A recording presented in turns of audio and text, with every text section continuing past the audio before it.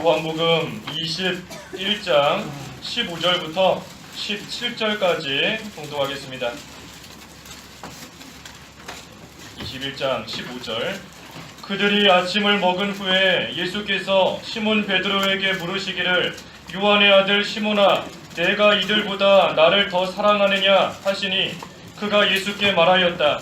이에 주님, 제가 주님을 사랑하는 줄을 주께서 아십니다. 예수께서 그에게 말씀하시기를 내 어린 양들을 먹여라 하셨다.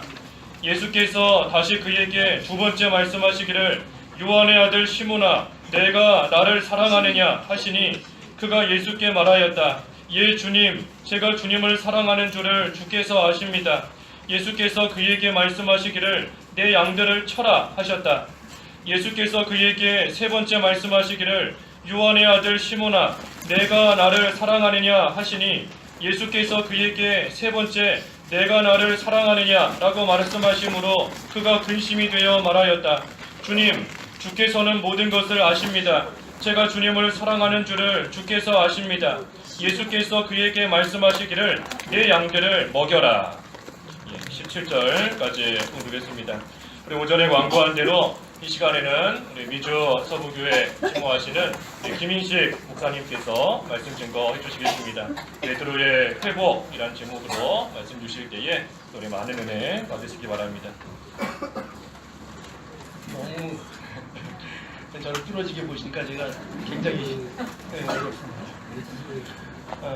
오늘 요한복음 21장 15절에서 17절까지 말씀이고요.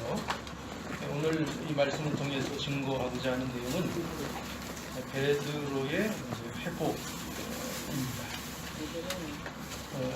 제가 읽는 그 성경이 우리 예전에 쓰는 한글 개혁 한글이라 좀 여러분들이 읽는 것과 조금 다를 수 있으니 이해하시기 바랍니다. 오늘 우리가 함께 본 이 본문으로 부활을 하신 그 예수님께서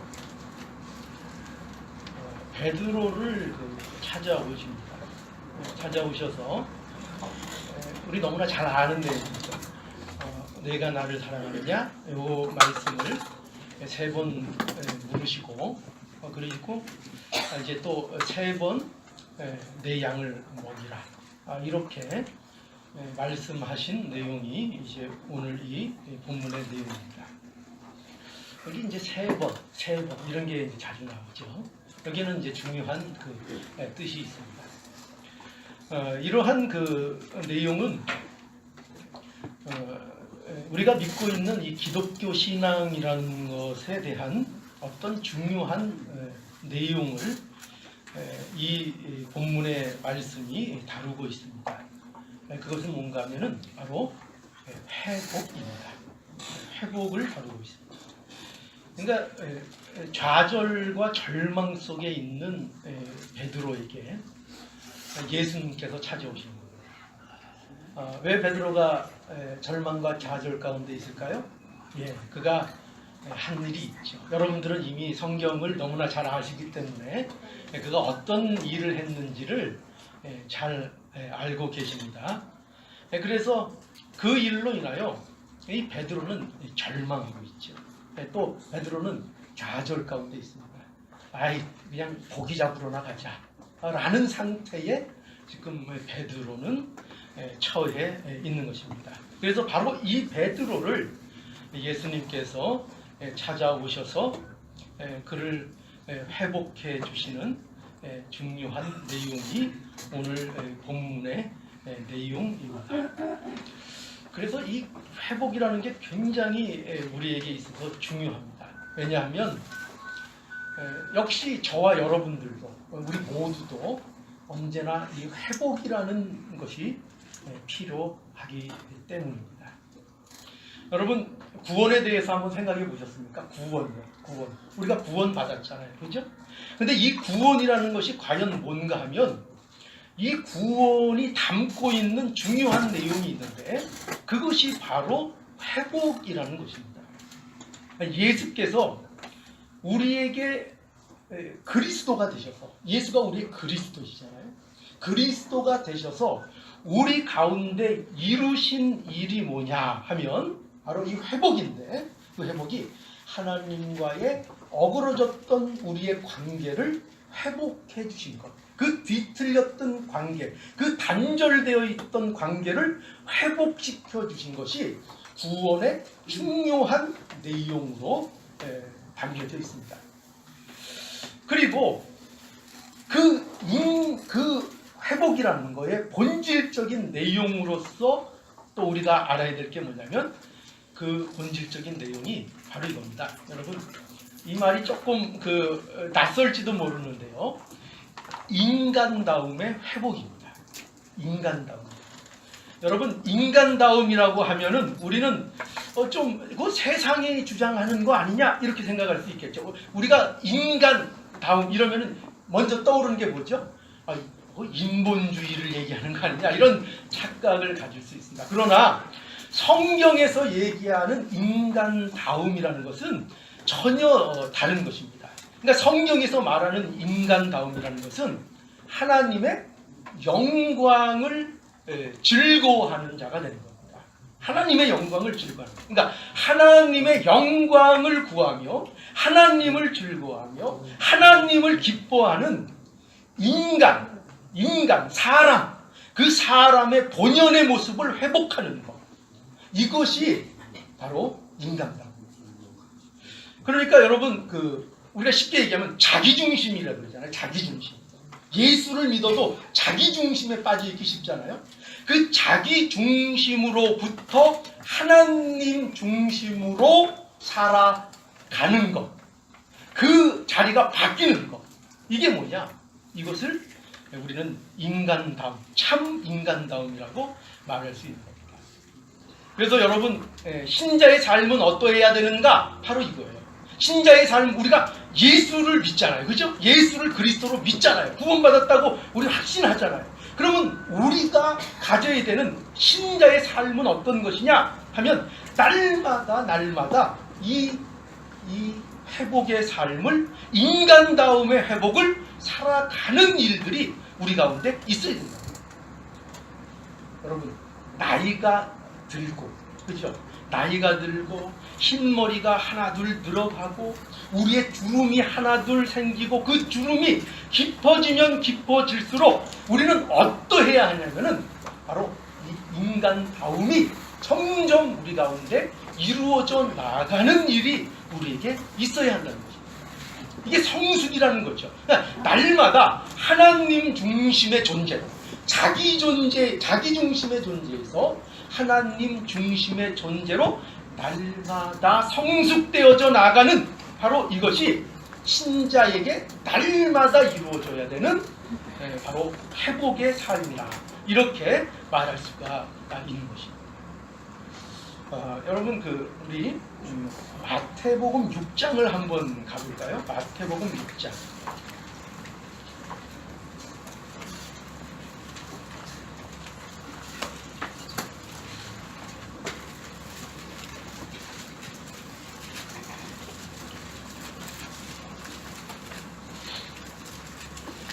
마태복음 6장 9절을 보시겠습니다.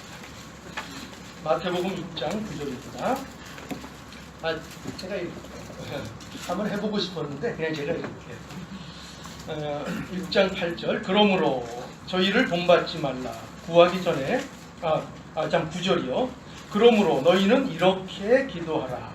하늘에 계신 우리 아버지여, 이름이 거룩히 여김을 받으시오며 나라 임하옵시며 뜻이 하늘에서 이룬 것 같이 땅에서도 이루어지이다.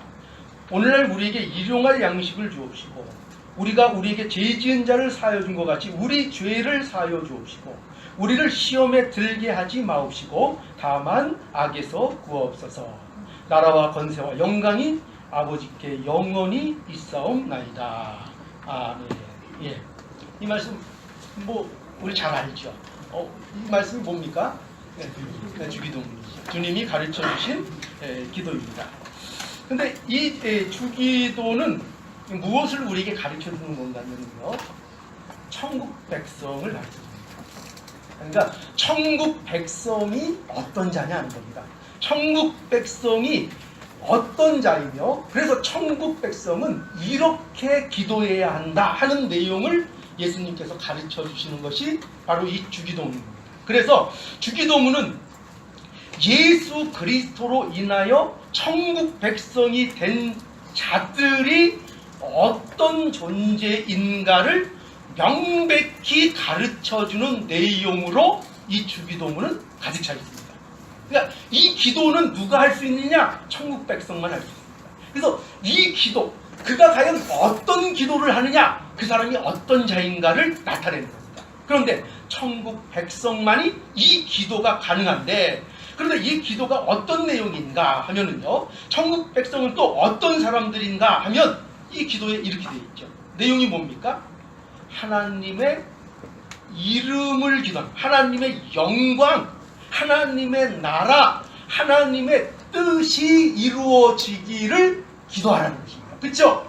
그러니까 그들은 뭘 기도하느냐? 천국 백성은 뭘 기도하느냐? 나를 위해 기도하는 거 아닙니다.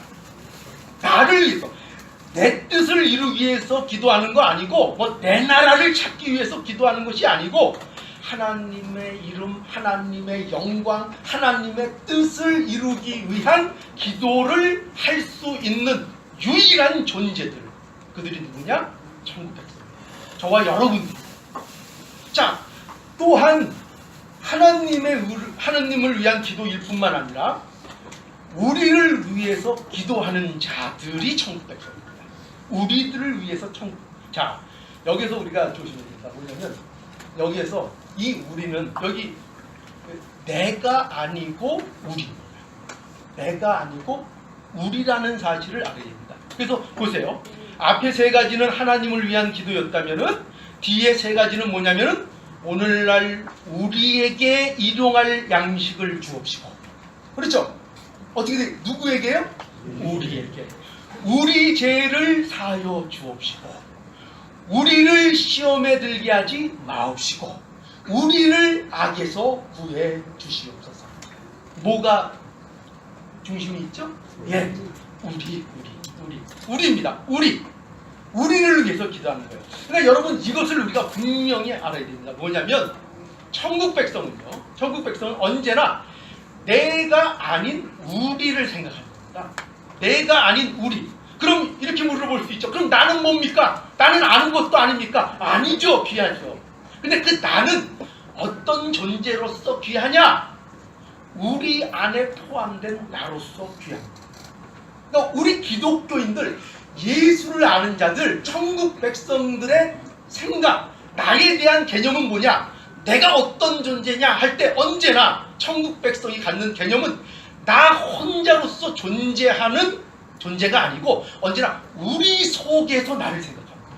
우리 속에서. 그렇죠? 여러분들도 그러시죠? 네, 그러실 겁니다. 언제나 우리를 생각합니다. 기도를 해도 언제나 우리를 위해 기도합니다. 내가 아닙니다. 나를 위해서, 내 소원을 위해서, 나에게 일용할 양식을 주옵소서, 내 죄를 사하여 주. 이게 아닙니다. 언제나 우리의 죄를, 우리에게 양식을 주옵시고, 우리를 구원해 주시옵소서. 우리입니다. 모두가 우리입니다. 왜 그렇죠?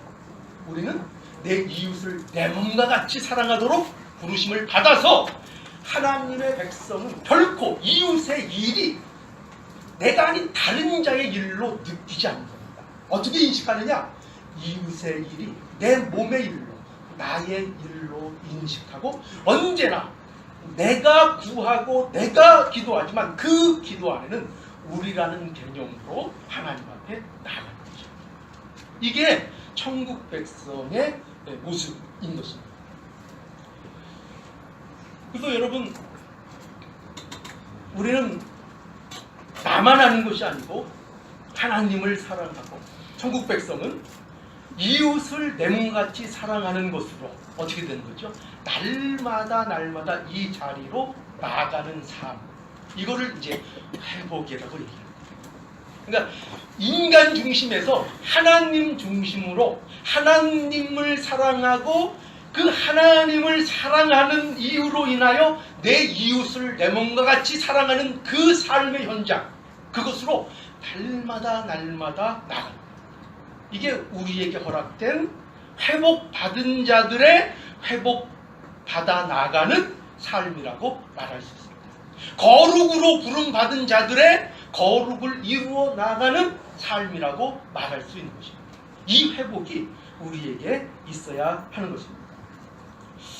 여러분, 그런데 우리는 얼마나 어떻습니까? 우리의 현실은 어떻습니까? 우리가 과연 이렇게 인간다움을 회복하는 가운데 있으십니까? 어떠십니까? 여전히 하나님을 믿는다는 것을, 또 기독교 신앙을 갖고 있다는 것을 내 자신의 어떤 목적을 이루기 위한 수단으로만 생각하고 있지 않으십니까? 신앙이라는 명목으로 내 뜻을 이루는 일에 몰두하고 있지는 않으십니까? 이 일에 대해서 점검하는 것입니다. 이 일에 대해서. 언제나 이 일에 대해서요. 기독교 신앙은요, 결코요, 하나님을 동원해서 내 소원과 내 뜻을 이루어내는 것이 기독교 신앙이 아닙니다. 기독교 신앙은 언제나 하나님의 뜻과 하나님의 나라와 그 나라와 그 위 속에서 또한 우리의 풍성함을 기도하고 구하는 그러한 기독 종교라는 것을 우리는 알아야 합니다. 여러분, 그래서 여러분 어떻습니까? 현실이 예수를 믿으니 아무 좌절이 없던가요? 예수를 믿으니까 어떤 절망도 없던가요? 예수를 믿으니까 그저 신앙의 어떤 승리만이 있던가요? 그렇지 않죠. 혹시 그렇다고 말씀하시는 분은 제가 볼 때는 좀 거짓말을 하는 것 같습니다.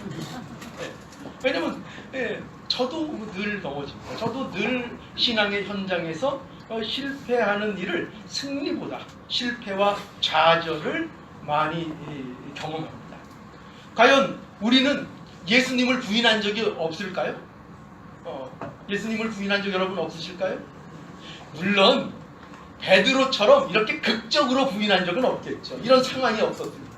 그러나 우리도 다른 모습으로 예수님을 부인할 때가 사실 많이 있었다는 것을 우리는 알아야 됩니다. 그래서 우리는 예수님을 모르는 자처럼 얼마나 그렇게 세상에서 살았습니까? 그렇죠? 세상에 나가서 살면서 얼마나 예수님을 모르는 사람처럼 행동하고 생각하고 그렇게 세상에서 살았을 때가 사실 많이 있지 않습니까? 사실은 그 모든 것들이 엄밀히 얘기하면 예수님을 부인한 것이라고 볼 수 있는 것입니다. 그래서 여러분, 우리가 이렇게 지금 한 그 신앙 안에서 이렇게 모여 있잖아요. 그렇죠? 시간도 정하고 주일날 이렇게 모여서 우리끼리 이렇게 모여 있으니까 우리가 굉장히 신앙인인 것 같고, 그렇죠? 그리고 흠잡을 데 없는 것 같고, 전부 다 보기에는 베드로 같고, 전부 다 모세 같고, 엘리야 같고 그러잖아요. 그런데 우리의 삶의 현장에 갔을 때에 과연 우리의 모습은 어떤 것인가요? 우리도 세상 사람들처럼 세상 사람들 흉내내면서 예수 모르는 자처럼 혹시 그렇게 살아가는 적이 많지 않습니까? 저는 목사인데도 가끔 그럴 때가 있어요. 목사인데도.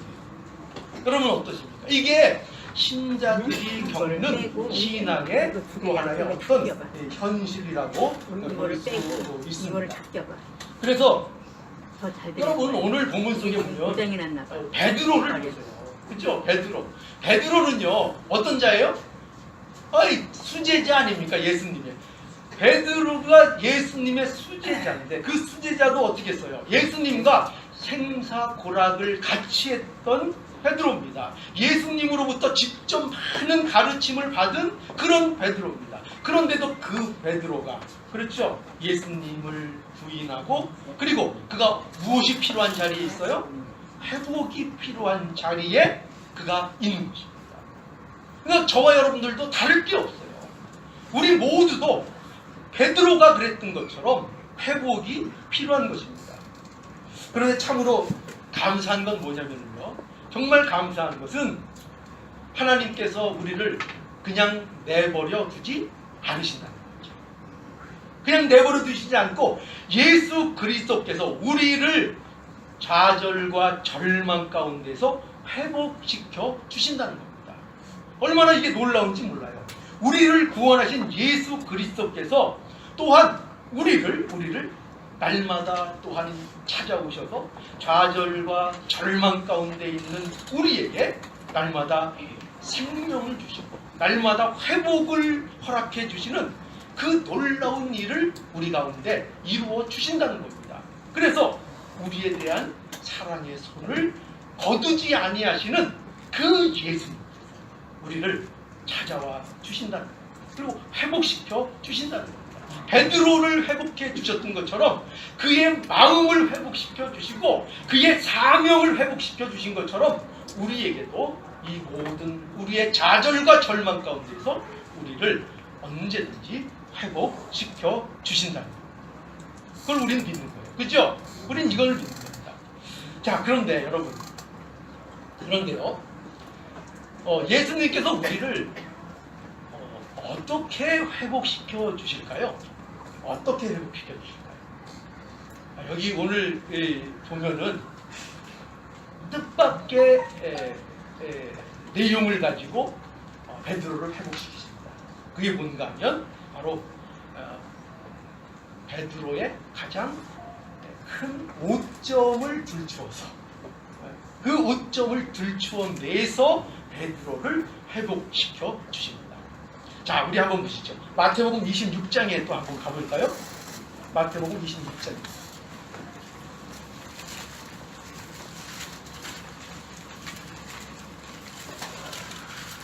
69절, 26장 69절입니다.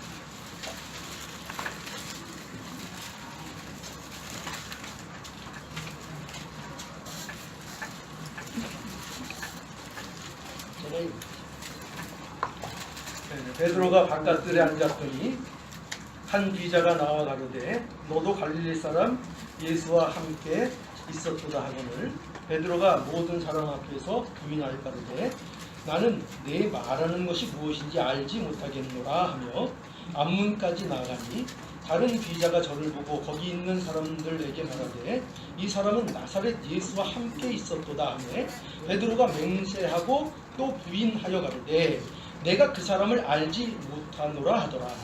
조금 후에 곁에 섰던 사람들이 나와 베드로에게 이르되 너도 진실로 그 당이라 내 말소리가 너를 표명한다 하거늘 저가 저주하며 맹세하여 가로되 내가 그 사람을 알지 못하노라 하니 닭이 곧 울더라. 이에 베드로가 예수의 말씀에 닭 울기 전에 네가 3번 나를 부인하리라 하심이 생각나서 밖에 나가서 심히 통곡합니다. 예. 이 말씀도 뭐 우리 잘 아시는 말씀입니다. 베드로가 예수님을 모른다고 부인한 그런 장면이죠. 여기 읽은 내용을 보면은 베드로가 예수님을 3번 먼저 부인합니다. 3번 부인하는데 처음에는 이렇게 부인하죠. 나는 내 말하는 것이 무엇인지 알지 못하겠다 하면서 예수님과의 관계를 이제 부인합니다. 그리고 두 번째는 또 어떻게 하는가 하면은 맹세하고 내가 그 사람을 알지 못한다. 또 이렇게 부인하고요. 또 3번째에는 베드로가 저주하고 맹세하여 내가 그 사람을 알지 못한다. 이렇게 부인합니다. 그리고 어떤 일이 일어나죠? 그리고 뭐가 울어요? 닭이 웁니다. 그리고 닭이 웁니다.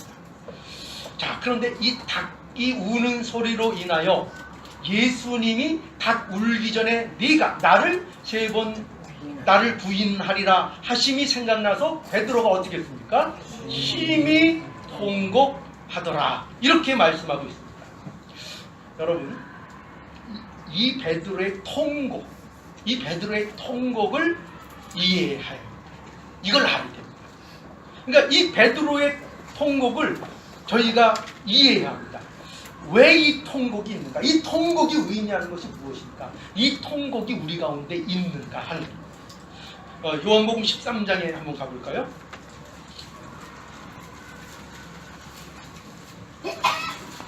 요한복음 13장 38절 36절입니다.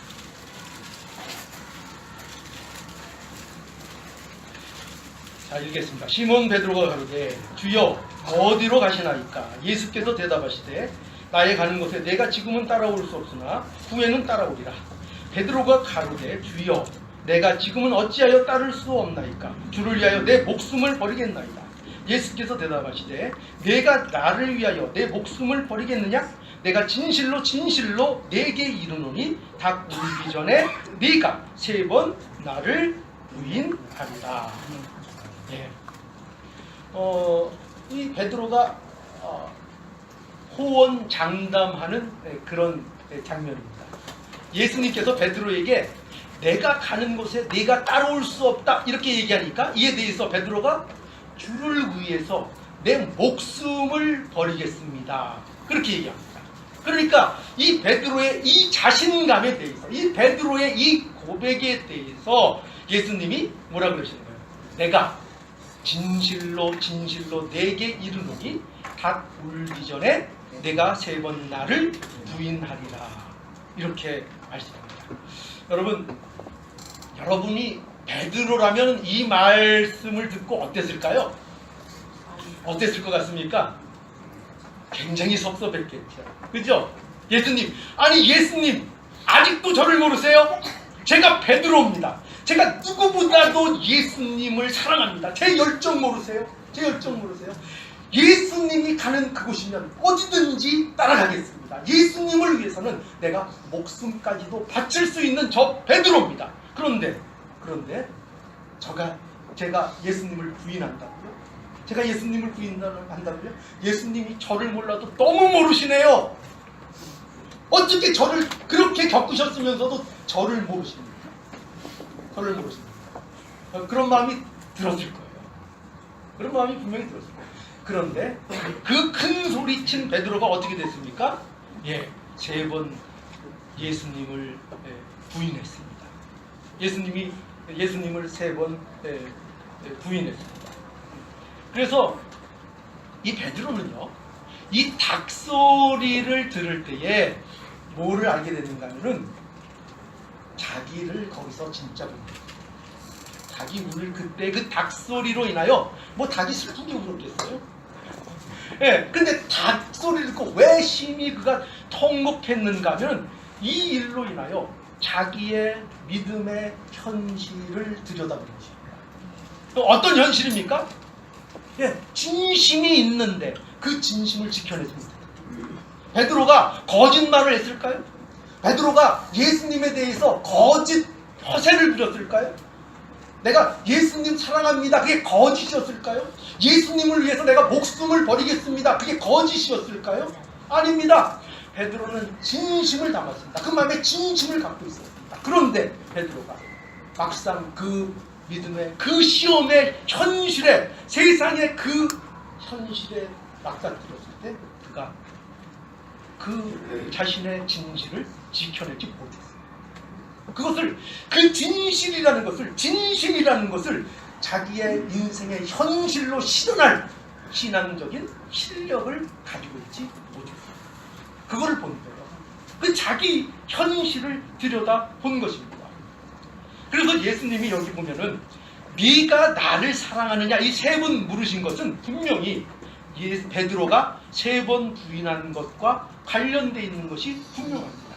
그렇죠? 그러니까 예수님의 내가 나를 사랑하느냐 이 질문은요, 사실 이것은 이런 뜻이 담겨 있다고 볼 수 있습니다. 뭐냐면 이런 거예요. 내가 나를 사랑하느냐 이것은 내가 아직도 네 진실을 믿느냐. 여러분 이걸 아시겠습니까? 네가 아직도 네가 가지고 있는 내가 그렇게 자신 있게 내놓고 있는 너의 열정, 네가 갖고 있다고 자랑하는 너의 그 사랑, 너의 열심, 너로부터 나오는 네가 자신하고 있는 그것이 아직도 네게 그렇게 의지할 만한 것이 되느냐? 정말 네가 나를 사랑하느냐? 네가 아직도 큰 소리 칠 수 있느냐? 네가 나를 사랑한다고 아직도 네 안에서 나온 그것들을 자랑할 수 있느냐? 이렇게 사실은 묻고 있는 것입니다. 그러니 베드로의 대답은 이겁니다. 주여, 뭐라 그랬죠? 그러하오다. 내가 주를 사랑하는 것을 주께서 아시나이다. 여러분, 이 베드로의 대답은요, 명쾌하지 않습니다. 왜 그렇죠? 예, 그냥 이렇게 대답하면 되잖아요. 너 나를 사랑하느냐? 네, 사랑합니다. 이러면 되잖아요. 근데 어떻게 대답하고 있죠? 예, 그러하이다. 그러나 그 사랑을 주님이 아십니다. 벌써 이렇게 깨름시키는 거예요. 주님이 아십니다. 주님이 아십니다. 계속 그렇게 돼요. 그리고 마지막에 세 번째 대답을 보면 더욱 잘 드러나죠. 베드로가 어떻게 했다고요? 세 번째 질문을 예수님께서 하실 때에 베드로가 근심하여 가로되 주여, 모든 것을 아심에 내가 주를 사랑하는 줄 주께서 아십니다. 어떻게 보면 복을 누구에게 돌리고 있어요? 예수님이 아십니다. 예수님이 아십니다. 그러니까 베드로는 이렇게 대답하고 있는 게 아니에요. 그 뻔한 거, 아니 제가 예수님 사랑하지 않습니까? 왜 그 뻔한 걸 물어보십니까? 이렇게 대답하는 것이 아닙니다. 베드로의 대답은 뭐냐면, 예수님, 모든 것을 아시지 않습니까? 제가 예수님 그렇게 사랑한다고 호언장담했던 사람입니다. 그런데 예수님을 3번이나 부인했습니다. 제가 가지고 있는 그 사랑, 제가 자랑했던 그 열심, 그 사랑, 그것이 얼마나 의지할 것 안 되는 것인지를 저는 이제 알았습니다. 내가 어떤 존재인지 알았습니다. 내 이 연약함, 내가 내놓을 수 있는 게 하나님의 영광과 하나님의 나라에 대해서 아무 가치가 되지 않는다는 거, 저는 이제 알았습니다. 이제 알았습니다. 여러분, 바로 이 고백이 있어야 합니다. 바로 이 고백으로부터 회복이 시작됩니다. 우리의 회복의 삶이 바로 이러한 고백으로부터 시작됩니다. 바로 이런 고백이 있을 때 우리의 믿음이 회복되고요, 우리의 마음이 치료되고요, 우리의 사명이 회복되는 놀라운 은혜가 우리에게 넘치게 되는 것입니다. 아까 회복이 뭐에 대한 회복이라고 말씀드렸죠? 인간다움의 회복. 인간다움의 회복. 이제 내 중심이 아닌 하나님 중심으로 사는 그 인간이 원래 가졌던 그 영광스러운 모습으로서의 본연의 모습, 본연의 자리로서의 회복, 이것이 우리의 삶 속에 이루어져 나아가는 것입니다. 뭐가 있을 때요? 이 참된 이 고백이 있을 때요. 하나님, 저는 아무것도 내놓을 것도 없습니다. 제 것은 아무것도 아닙니다. 여러분, 그래서 우리는 뜻밖의 사실에 놀라게 되는데요. 그건 뭐냐면, 이 회복이라는 문제는요, 좌절과 절망이 필요하다는 것입니다. 우리는 좌절, 절망 이런 거 안 했으면 좋겠죠. 그죠? 솔직히 말씀하세요. 괜찮아요. 네, 좌절, 절망 안 했으면 좋겠죠. 그런데 회복을 위해서는 무엇을 하나님께서 우리에게 이용하시는가 하면은 좌절과 절망이라는 과정을 우리에게 주신다는 거예요. 그래서 우리가 신앙생활하면서 오해하지 말아야 되는 것이 뭐냐면요, 하나님이 일이 내 열정으로 된다고 착각합니다. 내 자신감으로 된다. 내가 하나님 사랑한다. 내가 예수님 사랑한다. 는 이 자신감으로 되는 줄 안다는 것입니다. 그렇지 않습니다. 하나님의 일은요, 그런 나의 열심이나 열정이나 자신감의 충만으로 하나님의 일이 이루어지는 것이 아닙니다. 여러분, 만약에 그런 자신감, 그런 세상적인 유능함, 그런 것으로 교회가 되고 하나님이 일이 될 것 같으면 목사는 누가 되는 게 맞습니까? 목사는 세상적으로 유능한 사람이 되겠죠. 그렇죠? 여기 혹시 보험하시는 분들 계신가요? 보험하시는 분들 굉장히 유능하죠. 그죠? 특히 그 중에서 보험 왕 정도 되면은 굉장하지 않습니까? 사람 모으는데 선수일 거 아니에요. 그죠? 그러니까 그런 세상적인 수단이나 지식이나 그런 유능함으로 교회가 되는 것이라면 목사는 전부 다 보험왕을 스카우트해서, 그죠? 신학 공부 시켜서 하면은 꽤 괜찮을 것 같아요. 그러나 교회는 그렇게 됩니다. 하나님은 그렇게 부흥하는 교회를 원하시지도 않습니다. 예, 세상에는 그런 교회들이 많이 있어요. 세상적인 사업적인 수단, 사업적인 비즈니스의 어떤 마인드를 가지고 하는 교회들, 그래서 유능을 찾고 합리를 찾고 그래서 세상적인 경영의 방법으로 부흥하는 교회도 실제로 많이 있어요. 그러나 중요한 건 뭐냐면 하나님은 그런 교회를 기뻐하지 않으신다는 것입니다. 그래서 우리는 바로 이 참된 부흥이라는 것은요, 참된 부흥이라는 것은 이 좌절과 절망으로부터 시작된다는 이 사실을 우리가 기억해야 합니다. 여러분 보세요. 우리의 구원이 예수 그리스도의 십자가의 죽음으로부터 시작됐잖아요. 그렇죠? 부활은 무엇이 전제됩니까? 부활은 죽어야 되잖아요. 죽지 않고 부활이라는 것이 성립이 됩니까? 아니죠. 죽어야 부활이라는 것이 가능한 겁니다.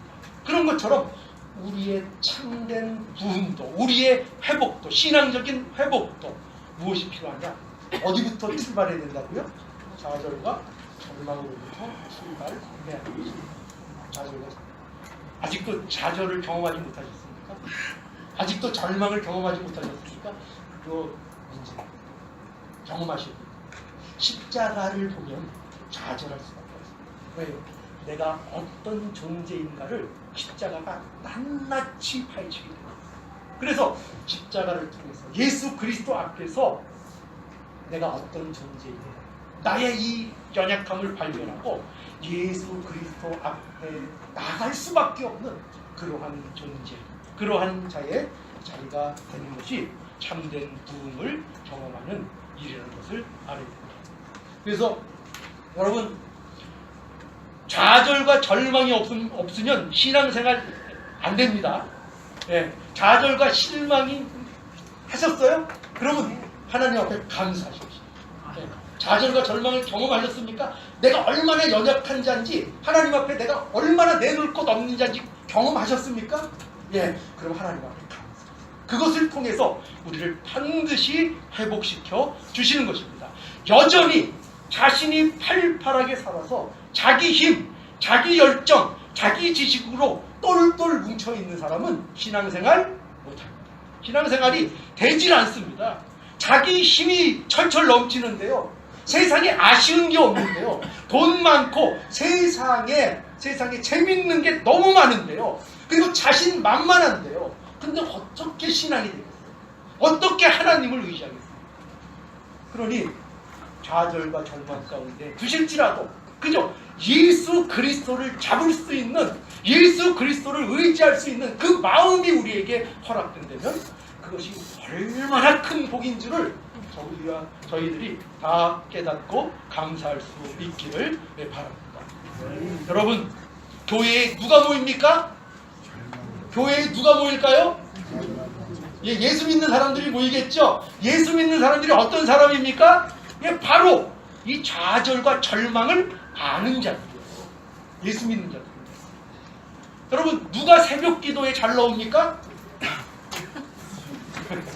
누가 새벽 기도 잘 나오죠? 많은 형통해서 그냥 걱정도 없고 모든 게 잘 되고 이런 분들 그래도 간혹 있어요. 예, 그래도 나오시는 분 간혹 있는데 대부분 그죠? 모든 게 잘 나올 때는 그렇게 새벽에 눈이 바짝바짝 안 떠집니다.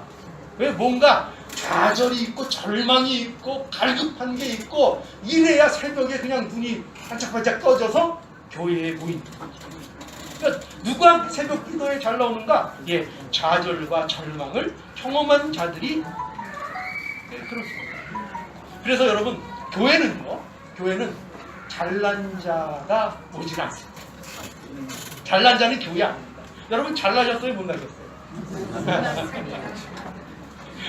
예, 굉장히 싫어하시는 분이 있던데요. 내가 왜 못났어요? 예, 그러나 우리는 영적으로 이 사실을 알아야 됩니다.